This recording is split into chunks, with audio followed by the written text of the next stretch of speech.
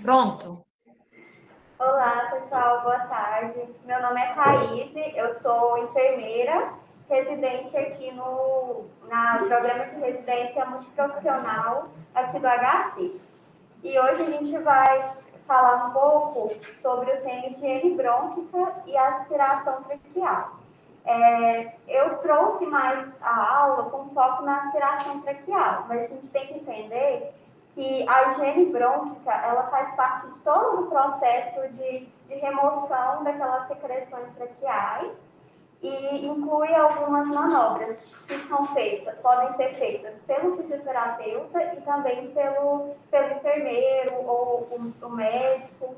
Isso vai depender muito. Algumas dessas manobras inclui a mobilização precoce, por exemplo, que é o que a enfermagem faz muito em alguns processos, por exemplo, mudança de decúbito, banho no leito, isso pode mobilizar muito o paciente, mobiliza, né? E essas secreções que estão retidas, elas podem se deslocar. Então, isso também faz parte. E também a hiperinsuflação pulmonar mecânica, que é feita no ventilador mecânico, e também manual. Então, essa higiene brônquica, no final, vai ser necessário, provavelmente, ser feita a aspiração traqueal, que é o que a gente vai focar na nossa aula hoje. Então, eu trouxe a aula dividida em alguns questionamentos, que às vezes podem ser algumas dúvidas que a gente tem no nosso cotidiano, na nossa prática. Então, eu vou trazer alguns questionamentos e a gente vai tentar discutir e conversar um pouco sobre isso. Por que aspirar? Então, qual que é a finalidade da aspiração? Por que ela é importante? Então, a aspiração traqueal é a remoção mecânica dessas secreções respiratórias, com o objetivo de manter as vias aéreas férreas e prevenir também algumas complicações. Essa aspiração traqueal, na verdade, quando o paciente está muito secretivo, a presença de secreção, isso pode aumentar a resistência das vias aéreas, porque as secreções elas vão preencher a luz brônquica e causar um esforço muscular no paciente, um esforço muscular compensatório, que pode levar a paciente hipoventilar e também pode levar a fadiga. E a gente tem que entender, a aspiração traqueal é sempre um procedimento invasivo. Então, o paciente vai se sentir desconfortável, é um procedimento que pode trazer desconforto, pode trazer dor ao paciente também. Então, uma outra dúvida, qual que é o tipo de catéter que eu vou utilizar para fazer essa aspiração? A gente tem o sistema de aspiração aberto e o sistema de aspiração fechado. O sistema de aspiração aberto, ele é feito com a sonda mesmo de aspiração e o sistema de aspiração fechado, como todos já conhecem, é muito utilizado aqui na UTI. Os slides não estão passando. Não estão passando? Não. Está passando agora? Não. Fecha ele. Peraí. Tenta voltar.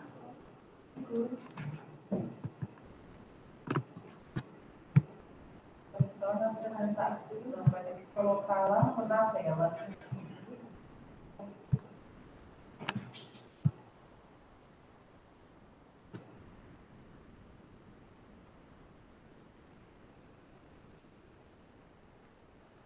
Tá nesse? Está marcada na inicial. Ah, Vai lá no entendi. Edit. Pessoal, baixa. Vai no Edit, isso. Vai lá no... Agora vai.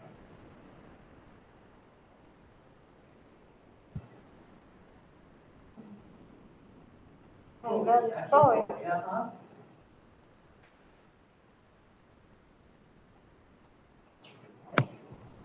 Qualquer coisa que você já viu.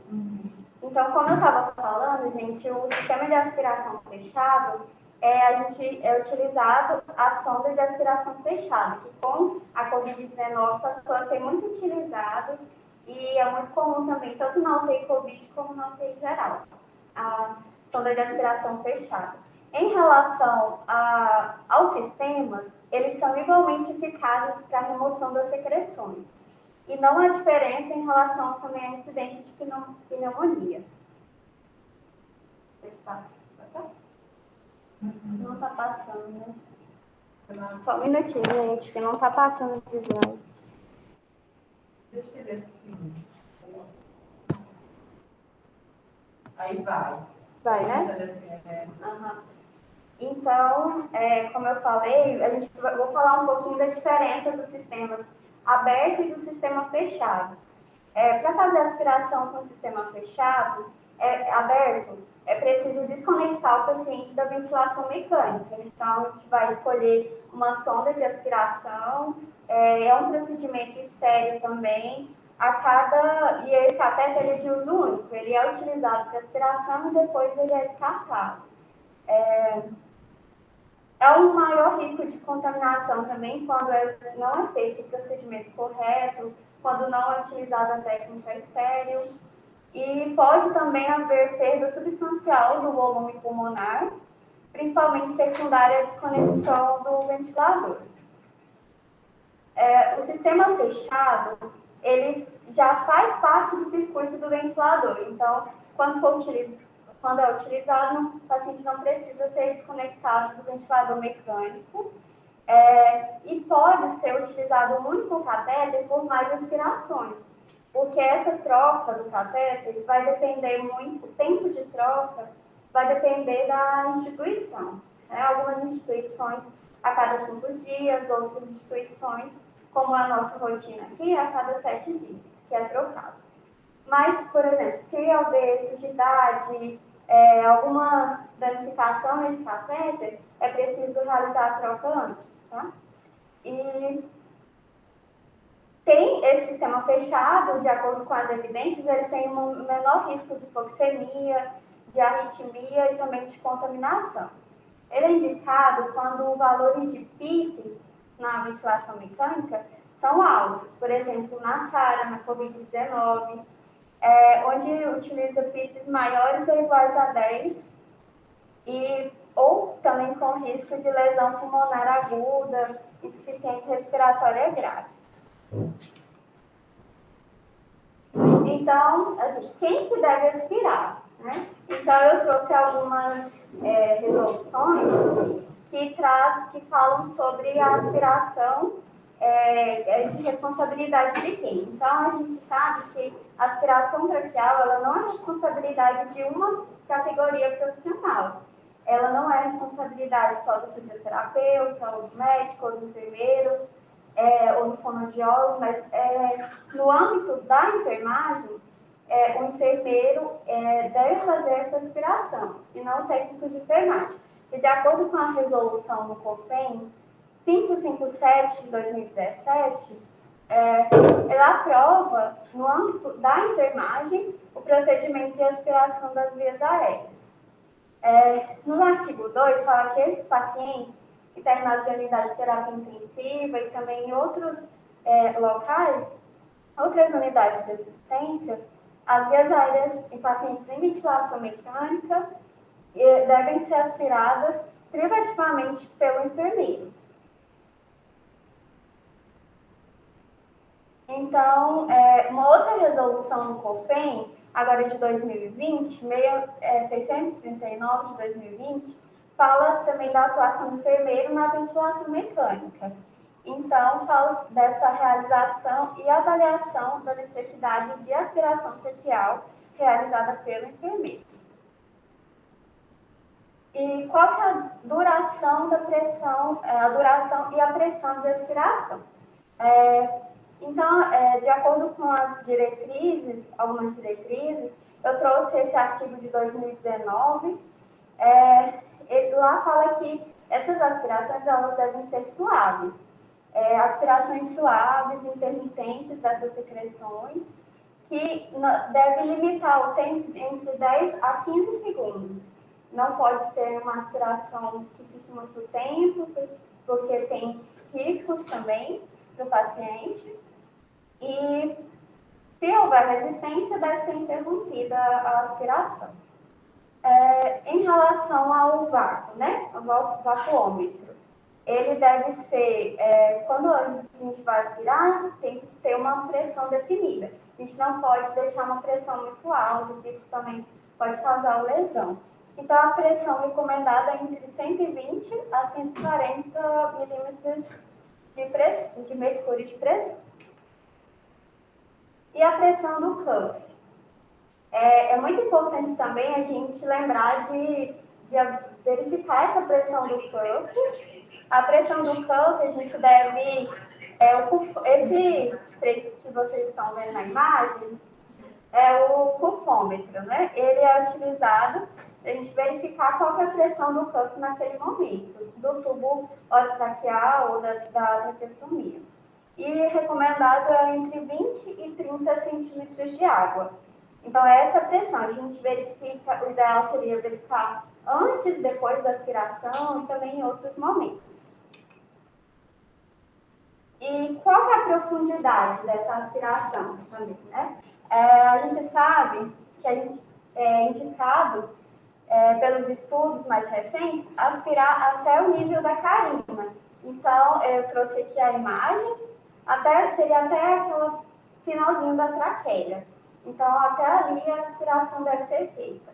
Então, tem que ser uma aspiração superficial, tem que limitar a via aérea artificial, né, ao tubo, a traqueostomia e a traqueia. Ela não pode ultrapassar essa porção final da traqueia. Quando precisa, por exemplo, tirar uma secreção mais profunda das vias do pulmão, de algumas áreas do pulmão, é feito pela broncoscopia, não pela aspiração traqueal. E essa aspiração mais suave, ela minimiza o trauma da mucosa mesmo. E quando aspirar, né? Então, não sei se ainda há essa dúvida, mas essas aspirações, elas não podem ser aspirações frequentes. É preciso definir bem qual é o momento que deve ser feita essa aspiração. Por exemplo, não há mais prescrições de aspirações intermitentes, por exemplo, definir a cada 4 horas, a cada 6 horas. Na verdade, a aspiração ela deve ser quando for necessário para o paciente, quando houver algumas evidências mesmo dessas secreções retidas. Porque as aspirações frequentes elas podem levar ao risco de lesão traqueal mesmo. Mas quais seriam essas evidências para a gente aspirar o paciente? Por exemplo, esse mesmo estudo de 2019 trouxe a ausculta das vias aéreas mais superiores, revela secreções, o pico de pressões das vias aéreas aumentado também, ou a curva de fluxo, que é identificado no ventilador mecânico. A curva de fluxo, ela apresenta um padrão denteado, seria um padrão dente de serra ou serrilhado, que a gente costuma falar. Então, isso seria algumas evidências de quando aspirar. Outras coisas poderia ser também que a gente pode identificar na nossa rotina. Pode ser que o paciente apresenta uma hipoxemia, saturação começa a cair, ou a gente observa que há um aumento da frequência respiratória. Então, isso também deve ser levado em consideração, tá? Esse estudo aqui, ele é um pouco mais antigo, ele não é tão recente, mas ele também traz um pouco do que eu falei anteriormente. Então, o objetivo dele foi identificar os parâmetros que indiquem a retenção dessas secreções e a necessidade de aspiração traqueal nos pacientes em ventilação mecânica. Então, foi concluído, novamente, esse padrão dente de serra na curva de fluxo do ventilador, sons respiratórios na traqueia, por exemplo, a ausculta de roncos ou de estertores grossos também.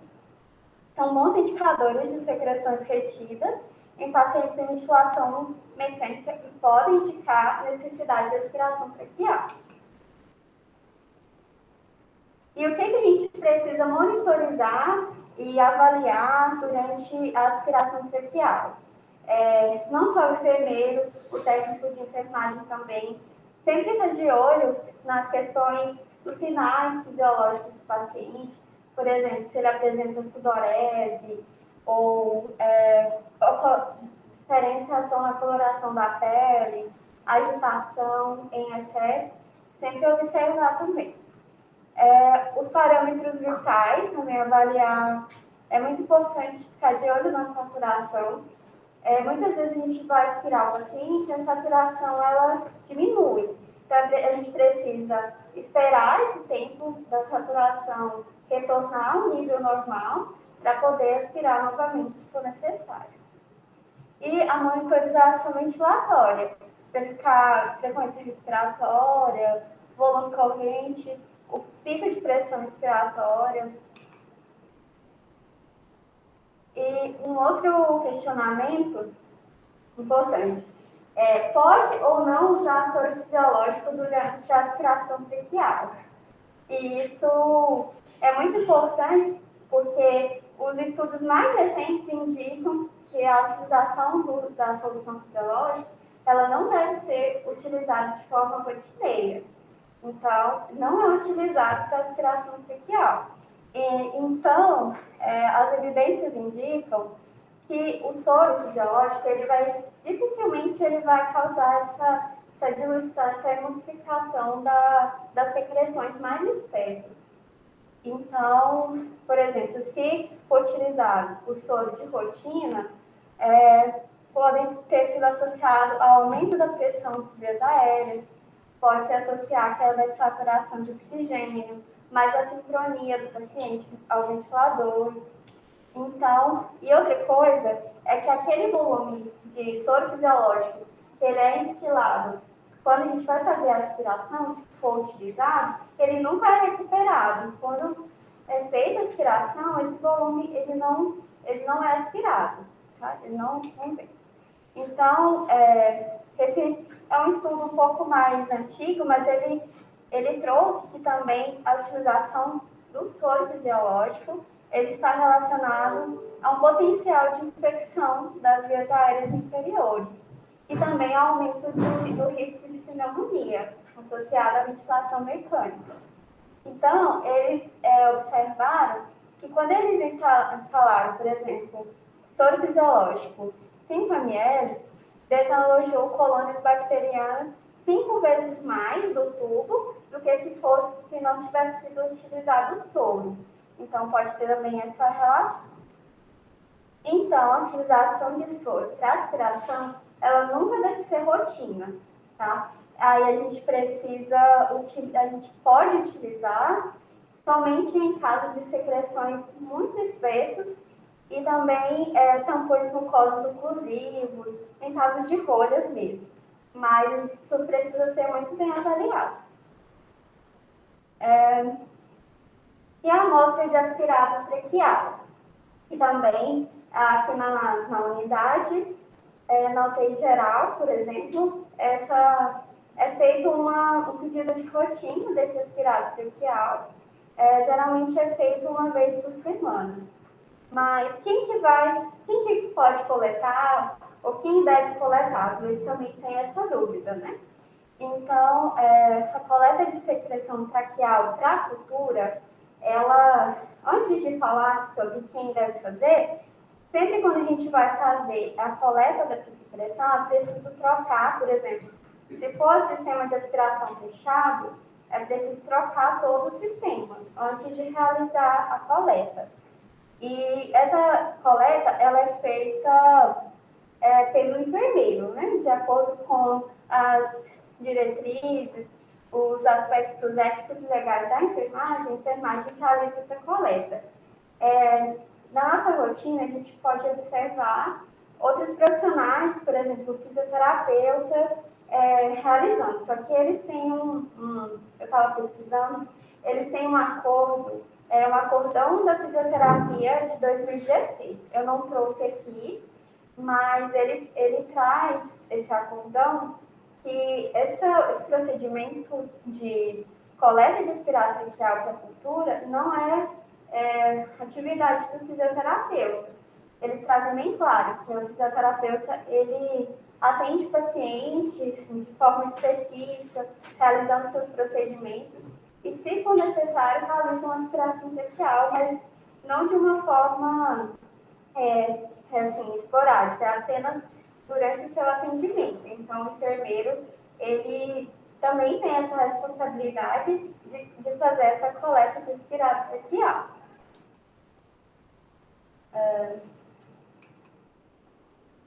Agora eu trouxe aqui, para finalizar, um exemplo de um processo de enfermagem, né? O que seria importante... Opa. Vou voltar aqui.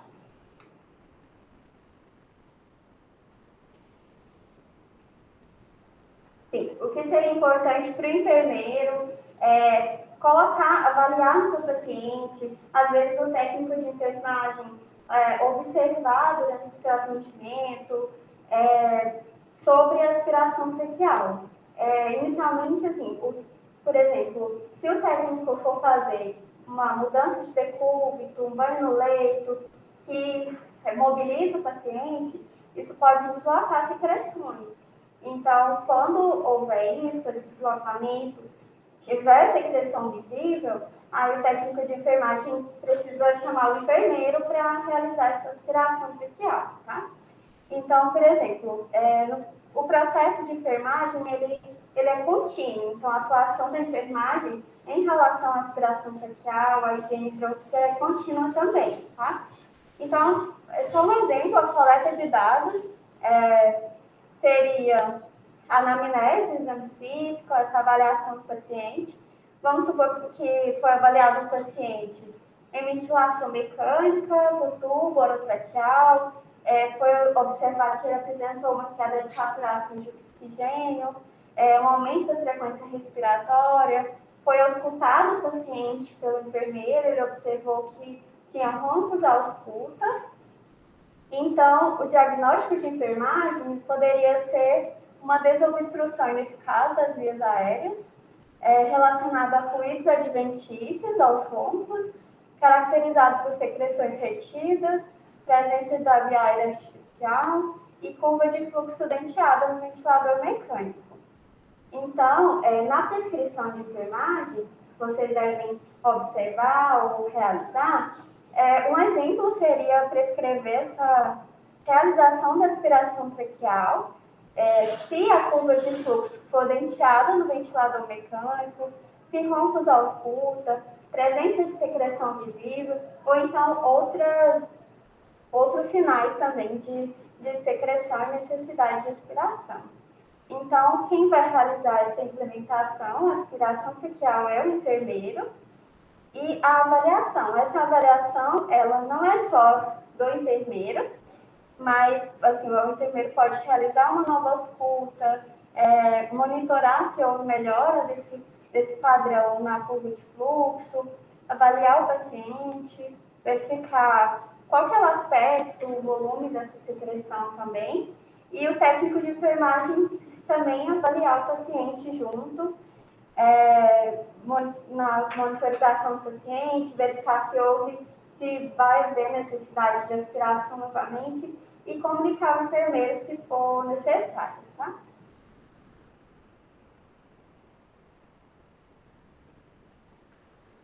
Tá passando. Então, essas foram as referências utilizadas.